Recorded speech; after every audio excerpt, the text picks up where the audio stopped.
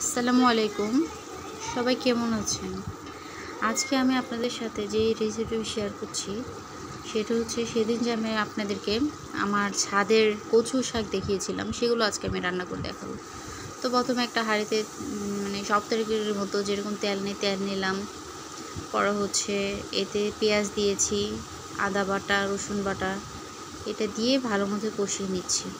এরপর এর মধ্যে আমি হলুদের গুঁড়া, মরিচের গুঁড়া, আমি দুঃখিত এই যে এইটা হচ্ছে আমার স্কিপ হয়ে গিয়েছে, তো আপনারা কাইন্ডলি একটু বুঝে নেবেন। তো এটার মধ্যে আমি হলুদের গুঁড়া, মরিচের গুঁড়া, লবণ, ধনিয়ার গুঁড়া, জিরার গুঁড়া এগুলো দিয়ে কষিয়ে নিচ্ছি।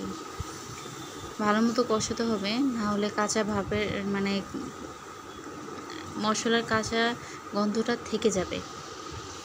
এরপর আমি এর মধ্যে দিয়ে দিচ্ছি চিংড়ি, ছোট চিংড়ি, যেহেতু কচু শাক রান্না করবো, আর কচু শাকের সাথে চিংড়ি মাছ না হলে কি জমে। তো এটাকে আমি ভালো মতো কষিয়ে নেব, যেহেতু চিংড়ি মাছটা কাঁচা, তো আমি যদি ভালো মতো এটাকে না কষাই তাহলে এটা কাঁচা কাঁচা থেকে যাবে। এর মধ্যে আমি দিয়ে দিব আমার ছাদের সেই কচু, যেটা আমি গতদিন আপনাদেরকে দেখিয়েছিলাম ভিডিওতে।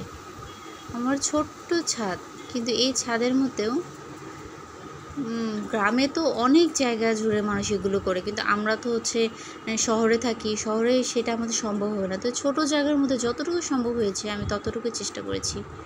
তো এটা ভালো মতো কষিয়ে আমি একটা ঢাকনা দিয়ে ঢেকে দেব।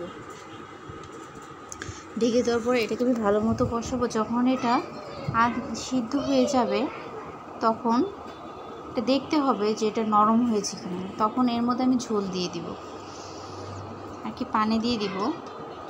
তারপরে এটাকে আমি ভালো মতো নেড়ে চেড়ে আবার একটু রান্না করে নিব। আচ্ছা, কে কে কচু কী দিয়ে খেতে পছন্দ করেন সেটা কিন্তু আমাকে অবশ্যই জানাবেন। আমরা চিংড়ি মাছ, ইলিশ মাছের মাথা এগুলো দিয়েই সাধারণত পছন্দ করি। তো আমার কচুটা যখন হয়ে যাবে তখন এরকম লুক আসবে। এখন বোঝা যাচ্ছে যে আমার কচু রান্নাটা পুরো কমপ্লিট হয়ে গিয়েছে, সিদ্ধ হয়ে গেছে।